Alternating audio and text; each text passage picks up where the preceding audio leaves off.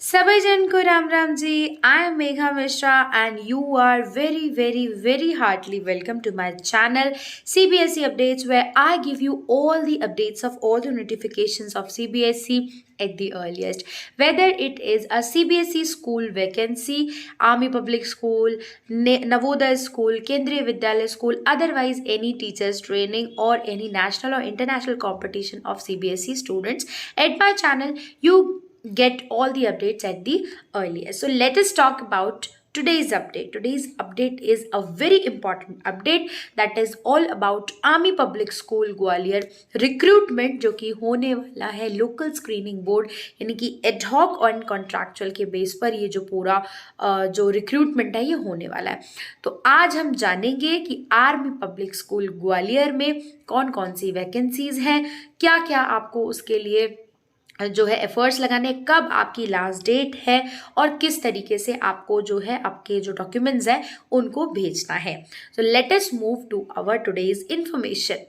So today's information is all about Army Public School Gwalior, as you can see here, that is in Gwalior itself, and this is the LSB Local Screening Board.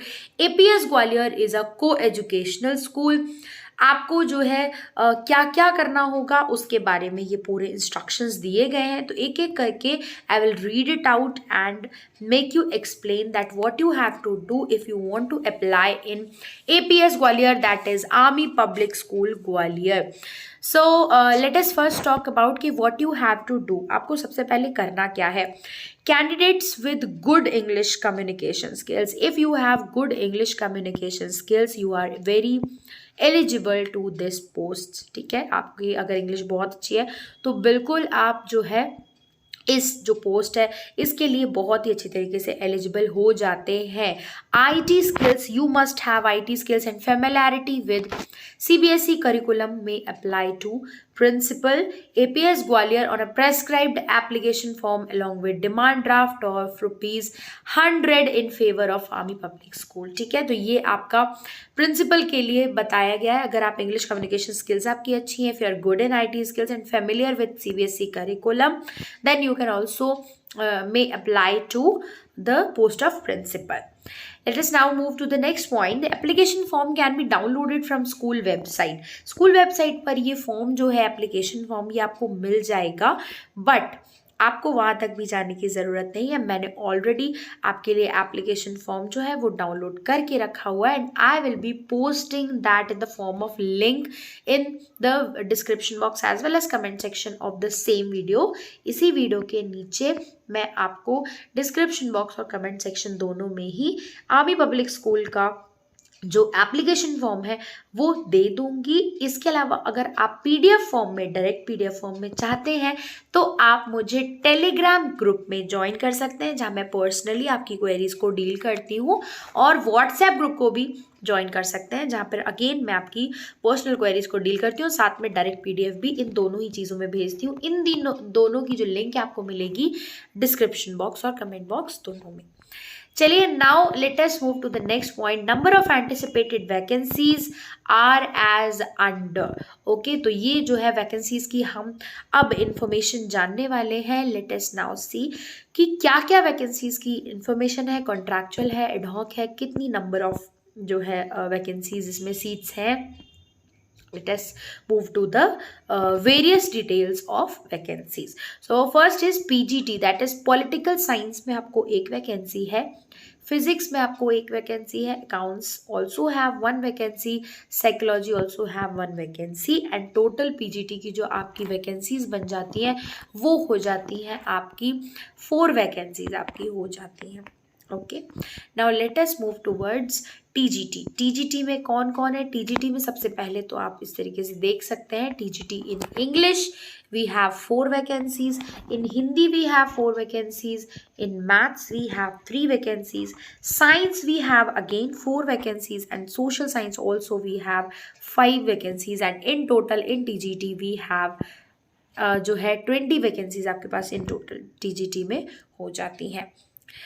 TGT activity teachers are also the post which is vacant in Army Public School Gwalior, and you can try your luck, you can try your education skills, you can try your effective communication, you can try your level best so that you can be in this institution and it's very good institution. ये मेरा personal experience है.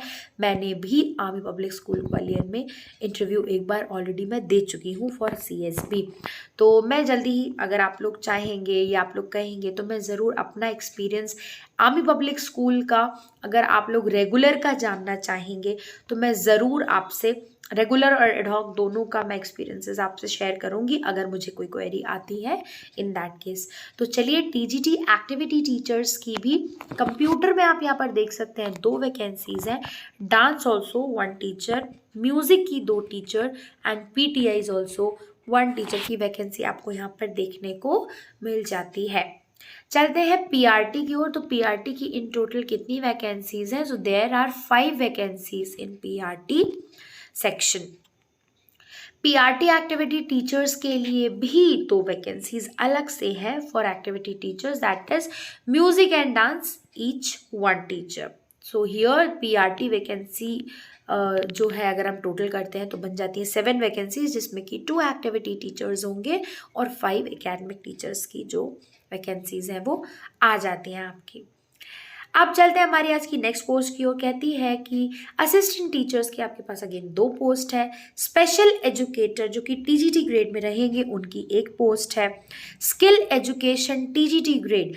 Skill education में कौन कौन से teachers इस पे जो है अप्लाई कर सकते हैं? तो आर्टिफिशियल इंटेलिजेंस इनके पास स्किल कोर्सेज में है, मार्केटिंग इनके पास स्किल कोर्सेज में है, और मल्टीमीडिया टीचर्स भी यहाँ पर आर्मी पब्लिक स्कूल ग्वालियर में ज़रूर अप्लाई कीजिएगा if you are from the respective skill education subjects. Okay, now let us move to Bal Vatika. Bal Vatika is pre-primary teachers, जो कि pre-primary teachers के लिए, pre-primary teachers के लिए कितनी वैकेंसीज हैं वो भी देख लेते हैं हम. एकेडमिक में अगर आप जाएँ तो 13 वैकेंसीज हैं, और एक्टिविटी टीचर्स के लिए जाएँ तो अगेन 2 वैकेंसीज हैं, 1 for art and craft and second 1 is for dance. Health and wellness teacher जो कि TGT ग्रेड के रहेंगे उनके लिए भी 1 पोस्ट है, और साथ ही साथ असिस्टेंट लाइब्रेरियन की भी 1 पोस्ट है. साइंस लैब अटेंडेंट की भी 1 पोस्ट है. एडमिन स्टाफ भी आप यहाँ पर देख सकते हैं, LDC सुपरवाइजर एडमिन अयास की 10 पोस्ट है. मल्टीटास्किंग स्टाफ की 6 पोस्ट है. स्वीपर 3 पोस्ट है. ट्रेड्समैन जो कि इलेक्ट्रिशियन, साउंड ऑपरेटर, प्लम्बर, इनकी भी ऑल सबकी ईच की 1 पोस्ट है. गार्डनर की 1 पोस्ट है, और साथ ही साथ में ड्राइवर की भी 1 पोस्ट आपको यहाँ पर देखने को मिल जाती है. तो इतनी सारी वेरियस पोस्ट पर army public school Gwalior is going to recruit the teachers and the other people according to their post. So this is a very good opportunity for all of you to try that what you can do, or whether you can follow up these जो है ये जो post है इनको आप follow up कर सकते हैं या नहीं, ये आप ट्राई कर सकते हैं. और साथ ही साथ में आपको ये भी पता चलेगा कि अगर मान लीजिए, वैसे तो मैं चाहती हूँ कि मेरे जितने भी सब्सक्राइबर्स हैं जल्द से जल्द जो जॉब में नहीं है वो लग जाए, जो जॉब में है वो अच्छे से अपनी जॉब करें, टीचर्स ट्रेनिंग करें, और जो मेरे प्यारे प्यारे बच्चे हैं वो भी अच्छे से पढ़ाई करें. But in case you are finding a job, a correct job for you in CBSE school, तो ये बहुत अच्छी अपॉर्चुनिटी आप लोगों के लिए है. इन केस अगर आपके साथ ऐसा होता है कि आप मान लीजिए इस इंटरव्यू में जाकर आप नहीं सिलेक्ट हो पाए, then also you get a very good experience. Army public school का जो इंटरव्यू का एक्सपीरियंस होता है वो आपके एक्सपीरियंस को बहुत ही ज़्यादा बेटर बना देगा आपकी आगे की प्रिपरेशन के लिए भी. तो अगर जो टीचर्स हैं और अगर वो नहीं भी करना चाह रहे, then also I will suggest you कि आपको एक बार आर्मी पब्लिक स्कूल का जो क्या होता है इंटरव्यू होता है उसको ज़रूर ज़रूर ज़रूर देना चाहिए, क्योंकि it is very helpful for the development of our skills. Last date जो है सबमिशन की वो आपको मिल जाती है। कंप्लीटेड फॉर्म्स आपके जितने भी डॉक्यूमेंट्स हैं वो आपको देने हैं विद अपने एक्सपीरियंस, अगर आपके पास कोई है तो उसके साथ देने हैं। कौन कौन से डॉक्यूमेंट्स लगते हैं, कैसे आपको फॉर्म भरना है, तो ये जो है आपके लिए एक अलग से मैंने वीडियो भी बना रखा है इसके ऊपर। तो अगर आप चाहें तो उस वीडियो को देख सकते हैं। उसमें मैंने लाइन वाइज पूरा सब कुछ चीज़ें एक्सप्लेन की हैं कि सेल्फ अटेस्टेड कैसे करते हैं, साइन कहाँ किया जाता है, कैसे पेपर में, कैसे एनवलप में आप बनाए, ये सब कुछ मैंने उस वीडियो में जो है एक्सप्लेन किया। तो आप जाकर उसको देख सकते हैं, वो मैं डिस्क्रिप्शन बॉक्स और कमेंट बॉक्स दोनों में डाल दूंगी। एंड टेलीग्राम और व्हाट्सएप चैनल पर भी उसको एक बार मैं फिर से फॉरवर्ड कर दूंगी, तो वहाँ पर जाके आप देख सकते हैं कि आपको जब एपीएस या फिर केवीएस इनमें जब एप्लीकेशन फॉर्म डालना होता है तो व्हाट यू शुड फॉलो, कैसे आपको फॉलो करना होता है।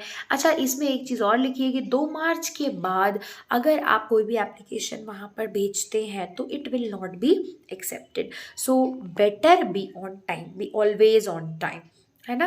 तो appointments will be given on ad hoc और कॉन्ट्रैक्चुअल, ये मैं आपको पहले ही बता चुकी हूँ कि एडहॉक और कॉन्ट्रैक्चुअल के ऊपर ये पूरा जॉब है। और जितने भी शॉर्ट लिस्टेड कैंडिडेट्स होंगे उनको इंटरव्यू के लिए बुलाया जाएगा।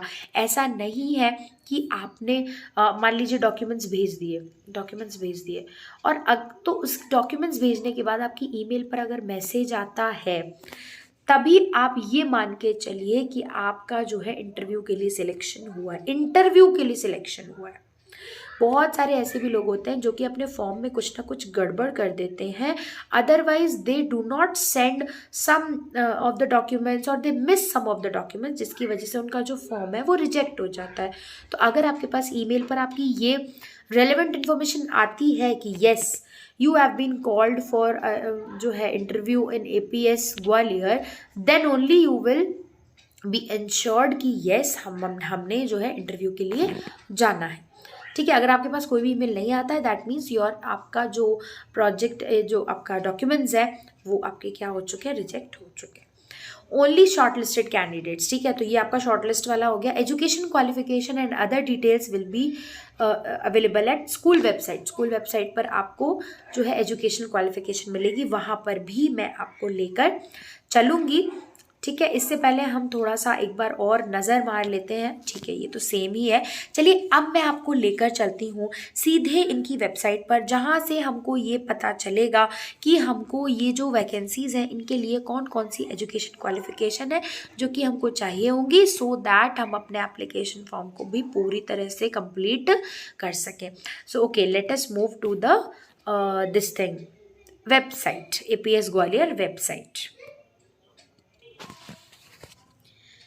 Okay friends, so now we are here towards the general instructions and eligibility criteria for the teaching staff and the admin staff also। तो हमारे पास यहाँ पर सबसे पहले मैं एक एक करके आपको समझाऊंगी कि how to apply in this vacancy। So first thing what you have to do is submit the required info in capital letters। जितना भी आप पूरा जो एप्लीकेशन फॉर्म है वो आप भरें तो अपने पूरे जो कैपिटल लेटर्स में है उसमें भरें। ठीक है, इसके अलावा अगर आपको एप्लीकेशन फॉर्म भरने के साथ साथ आपको और क्या करना है, आपको ये जो गूगल फॉर्म आपको दिख रहा है इसको भी आपको भरना है। तो आपने जैसे ही आप इसको क्लिक करेंगे आपको इस पूरे फॉर्म को भरना है। Download the prescribed application form from the school website. और वो जो एप्लीकेशन फॉर्म है जो आपने ऑफलाइन भरा हुआ है डाउनलोड करके, जिसकी लिंक आपको इसी वीडियो की डिस्क्रिप्शन बॉक्स और कमेंट सेक्शन दोनों में मिल जाएगी, उसको आपको भर के क्या करना है, ensure that relevant certificate self attested, जैसा कि मैंने आपको बताया कि फोटो कॉपीज़ में जब आप साइन करके नीचे सेल्फ अटेस्टेड लिख देते हैं, जिसका मतलब होता है कि yes this document is verified bye you, and अगर इसमें कुछ भी झूठ निकलता है तो इसके बारे में पूरी जिम्मेदारी आपकी हो जाती है। This is the meaning of self attestment. ठीक है, तो इतना आपने कर दिया, आपने एप्लीकेशन फॉर्म भर दिया, आपने ये गूगल फॉर्म भर दिया। ठीक है, तो ये स्टेप 2 जो आपके पूरे हो गए। स्टेप 2 में आपको एक और चीज़ करनी है, आपको डिमांड ड्राफ्ट बनवाना है 100 रुपीज़ का। किसके फेवर में, आर्मी पब्लिक स्कूल ग्वालियर। और एप्लीकेशन फॉर्म के साथ आपको क्या कर देना है, अटैच कर देना है मार्कशीट्स, आपकी जो डॉक्यूमेंट्स होंगे फोटोकॉपीज, उस वो भी अटैच कर देना है एप्लीकेशन फॉर्म के साथ, और डिमांड ड्राफ्ट भी अटैच कर देना है। उसको आपको क्या करना है, एक एनवलप में भरना है, और एनवलप में ऊपर पोस्ट का नाम लिखे, एपीएस के नाम से आप उसको कहाँ पर भेज दें, सीधे आर्मी पब्लिक स्कूल ग्वालियर में आप उसको भेज दें। Candidates are advise to give their working email ID, जो ईमेल आईडी और व्हाट्सएप नंबर आपका वर्क कर रहा हो आप उसी को दें, ठीक है। इसके बाद dates of interview will be intimated on email ID, और ईमेल आईडी को एक बार आपका जो पार्सल है वो ग्वालियर पहुंच जाए तो आप ईमेल आईडी को लगातार चेक करते रहिए। ऑलमोस्ट 5 to 10 डेज के अंदर अंदर आपको जो है इंटरव्यू का कॉल आ जाएगा। अगर आपका जो डॉक्यूमेंट्स आपने भेजे हैं, जो एप्लीकेशन फॉर्म अगर आपने भेजा है जो कि सिलेक्ट हो गया, शॉर्ट लिस्ट कर लिया गया, तो आपका जल्द से जल्द नाम भी आ जाएगा और ईमेल आईडी पर आपको ये बताया भी जाएगा। इसके बाद देख लीजिए, मैंने शॉर्ट लिस्ट के बारे में भी आपको बताया। कैंडिडेट्स जब वहाँ पर जाएंगे इंटरव्यू देने के लिए तो आपको खुद का एक्सपेंस देना होगा। आपको आर्मी पब्लिक स्कूल कोई भी जो कन्वेंस है वो नहीं देगा, ठीक है। अब आ जाते हैं कि application form duly filled in all respects, आपका एंड डेट जो है वो 2 मार्च है। 2 मार्च के बाद इसमें कोई भी आपका जो एप्लीकेशन फॉर्म होगा उसको एक्सेप्ट नहीं किया जाएगा। और 2 मार्च भी कब तक, उनका जो टाइमिंग होता है, स्कूल टाइमिंग होता है 5 बजे तक, आई होप, या हाईली 4 बजे तक भी आप उसे भेज सकते हैं। 4-5 बजे तक ऑफिस टाइम होता है। यहाँ तक हमने बात की। अब हम आ जाते हैं कि नंबर ऑफ एंटिसिपेटेड वैकेंसीज में बी इंक्रीज्ड और decreased without any prior information. Increase और डिक्रीज जो वैकेंसी है उनमें हो सकता है, ठीक है। तो पीआरटी की वैकेंसीज के लिए इस बार ऐसा ज़रूर होने वाला है। तो चलिए एज और एक्सपीरियंस भी एक बार जान लेते हैं कि अगर आप आर्मी स्पाउसेस हैं तो आप बिलो 40 जो अगर हैं, अगर आपकी एज ईयर्स जो बिलो 40 है तो fresh candidates, no experience needed. Weightage of points interview selection is 4। फिर बिलो 45 अगर आप हैं तो 5 ईयर्स का एक्सपीरियंस आपका होना चाहिए, है ना। 8 पॉइंट्स आपको मिलेंगे अगर आपका 5 ईयर्स का एक्सपीरियंस होगा तो। 50 ईयर्स का नीचे अगर आपका एक्सपीरियंस है, मतलब आप 45 से 50 के बीच में अगर हैं तो आपको 7 ईयर्स का जो है एक्सपीरियंस होना चाहिए, जिसके लिए आपको एक्स्ट्रा 9 पॉइंट्स मिलेंगे। बिलो 57 अगर आप हैं तो आपके पास 9 ईयर का एटलीस्ट जो है एक्सपीरियंस होना चाहिए, जिसके लिए आपको 10 पॉइंट्स एक्स्ट्रा मिलेंगे। तो यहाँ पर आप जो है इस तरीके से बात आ जाती है। इसके बाद देख लेते हैं कि for sir 8A 2, 3 and 4 experience should be appropriate category. For PGT category candidate should have work in PGT, ठीक है। सुन लीजिए, अब ये जो एक्सपीरियंस है ये आपका ऐसे काउंट नहीं होगा कि पीजीटी में अगर आप पोस्ट डाल रहे हो और अगर आप एक्सपीरियंस बता रहे हो पीआरटी का, तो वो जो एक्सपीरियंस है वो काउंट नहीं होगा। अगर आप पीजीटी दे रहे हो तो आप पीजीटी में पढ़ाने चाहिए हो। अगर आप टीजीटी का एप्लीकेशन फॉर्म भर रहे हो तो आपका एक्सपीरियंस टीजीटी का ही काउंट होगा। तो इस तरीके से ये जो चीज़ें हैं ये है। अदर्स में जो और सारी पोस्ट जिसके बारे में मैंने आपको बताया, उसमें अगर आप बिलो 40 हो तो फ्रेश कैंडिडेट्स में आपका जो है नाम आएगा, और साथ ही में अगर आप बिलो 57 है तो आपका 5 ईयर्स का एक्सपीरियंस मिनिमम होना चाहिए, ठीक है। तो यहाँ पर आपको आ जाता है क्वालिफिकेशन से। एक बार हम देख लेते हैं कि पीजीटी, टीजीटी और पीआरटी की क्या क्या क्वालिफिकेशंस इसमें बताई गई हैं। पीजीटी की अगर आप देखें तो पोस्ट ग्रेजुएशन आपका 50% से होना चाहिए, बीएड आप होने चाहिए एटलीस्ट 50% से। सिमिलरली विद टीजीटी भी आप ग्रेजुएशन आपका होना चाहिए 50% एग्रीगेट से, और साथ ही में बीएड भी होना चाहिए आपका 50% मार्क्स से। पीआरटी में ग्रेजुएशन होना चाहिए 50% अगेन 50% मार्क्स से। 2 ईयर का आपका डीएलएड या फिर बीएलएड जो है वो होना चाहिए। चलिए कुछ नोट पॉइंट्स हैं जिनके बारे में बताना बहुत ज़्यादा ज़रूरी है और मैं चाहती हूँ कि आप उनको पढ़िए भी और मैं आपको समझाऊँ भी एक बार। In addition to minimum aggregate percentage mentioned in the above table, a candidate should have scored no less than 50% marks in each of the subjects. Her subject में आपके 50% मार्क्स जो हैं वो एटलीस्ट इतने होने चाहिए, तभी आप जाकर एप्लीकेशन फॉर्म के लिए जो है सिलेक्टेड कैंडिडेट्स की लिस्ट में आ सकते हैं, शॉर्ट लिस्ट किए जा सकते हैं। पोस्ट ग्रेजुएशन भी अगर आपकी है तो 50% मार्क्स आपकी ग्रेजुएशन में भी होने चाहिए, तभी जाकर आप आगे आ सकते हैं। बाकी देखिए, C TET is not TET and not mandatory, ये बिल्कुल भी मैंडेटरी आपके लिए ऑनलाइन स्क्रीनिंग टेस्ट के लिए नहीं है। However C TET conducted by central state government is mandatory at the time of appointment as TGTs and PRTs in regular and fixed term category. अगर आप कॉन्ट्रैक्चुअल और regular के लिए apply करें तो टेट और सी टेट और TET जो है वो कंपलसरी आपका बन जाता है, एडहॉक में आपका ये कंपलसरी नहीं होगा, ठीक है।